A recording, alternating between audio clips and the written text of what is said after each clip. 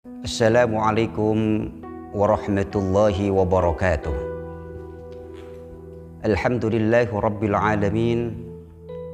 Wassalatu wassalamu ala asyrafil anbiya'i wal mursalin Sayyidina wa maulana Muhammadin wa ala alihi wa ashabihi ajma'in, amma ba'du. Para pemirsa yang dirahmati Allah subhanahu wa ta'ala, kita bersyukur tahun ini dipertemukan kembali dengan Ramadan yang mulia. Satu bulan yang oleh Allah disebut sebagai bulan penempaan. Bulan yang menjadikan diri kita ini sebagai kandidat orang yang bertakwa. Bulan di mana kita harus menempa diri. Bulan di mana kita harus menghayati semua perilaku-perilaku keseharian kita. Ketika kita berpuasa, ada rasa lapar, ada rasa haus, dahaga, dan lain sebagainya. Kita merasakan semua itu. Ketika kita merasakan hal demikian, teringatlah kita kepada saudara kita yang sepanjang tahun sesuap nasi pun tiada. Dia tidak bisa menikmati seperti halnya kita menikmati. Karena itu puasa yang kita lakukan ini menempa diri kita untuk memberikan satu kepekaan, merasakan apa yang mereka rasakan ketika mereka lapar sepanjang tahun. Bulan ini, Ramadan ini, hanya satu bulan kita merasakan lapar itu. Muncullah perilaku-perilaku sensitif, kepekaan sosial muncul di dalam diri kita. Dengan demikian, ketika kita berpuasa Ramadan seperti tahun ini, kita akan mendapatkan nilai-nilai positif dari puasa kita. Disinilah kualitas kita ini akan ditentukan sesuai dengan manfaat yang kita berikan, sesuai dengan kontribusi yang kita salurkan kepada orang lain. Imam Al-Ghazali mengklasifikasikan manusia menjadi 3 tingkatan. Pertama, manusia itu diumpamakan seperti makanan pokok. Mathalul ghidha la yustaghna anhu. Siapa yang tidak butuh dengan makanan pokok?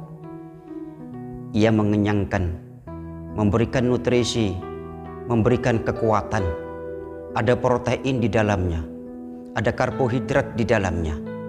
Semua orang butuh dengan makanan pokok. Itulah kita ketika kita memberikan kontribusi kepada masyarakat dan masyarakat butuh dengan kita, seolah-olah mereka terdiam 1000 bahasa tanpa uluran tangan kita. Mereka butuh dengan kita sebab kita memberikan kontribusi yang baik kepada mereka. Gambaran makanan pokok ini adalah gambaran yang paling ideal di dalam konteks kehidupan bermasyarakat. Mathalul ghidha la yustaghna anhu. Yang kedua, Imam Al-Ghazali menyatakan manusia itu diumpamakan seperti obat. Mathalud dawa yuhtaju ilaihi fi waqtin tuna waqtin. Kapan kita butuh obat? Saat kita sakit. Ketika sakit sudah sembuh, obat pun sementara tidak kita butuhkan. Itulah gambaran ketika kita di tengah-tengah komunitas, kadang orang butuh dengan kita. Kapan sih mereka butuh dengan kita? Ketika mereka ada kepentingan dengan kita. Ketika kepentingan itu sudah terpenuhi, mereka pun akan berlalu dari muka kita. Entah demikian, kita masih bisa memberikan manfaat dan kontribusi, meskipun manfaat dan kontribusi itu hanya kita berikan pada waktu-waktu tertentu saja. Dan yang ketiga, Imam Al-Ghazali menyatakan mathalud da la yuhtaju ilaihi qattun. Manusia itu diumpamakan seperti penyakit. Ada kalanya manusia itu di tengah-tengah masyarakat menjadi sampah. Siapa yang butuh dengan sampah? Jawabannya pasti tidak ada. Tetapi dalam faktanya banyak orang yang menjadi sampah. Kehidupannya benalu, dia menempel kepada orang. Kehidupannya memporak-porandakan keharmonisan rumah tangga orang. Dia menjadi penyakit, entah dalam komunitas, entah dalam keluarga, dan sekup yang paling luas, berbangsa dan bernegara. Itulah ketika kita menjadi sampah, saya kira orang pun akan menjauh dari kita. Kontribusi apa jikalau kita berstatus sebagai sampah? Jawabannya pasti tidak ada. Karena itu, jikalau seseorang digambarkan seperti sampah, seperti penyakit, maka siapa yang butuh dengan penyakit? Jawabannya pasti tidak ada. Semua orang pasti butuh dengan sehat. Tidak ada satupun di muka bumi ini mengharapkan kehadiran penyakit. Karena itu, penyakit meski harus kita hapus di muka bumi ini.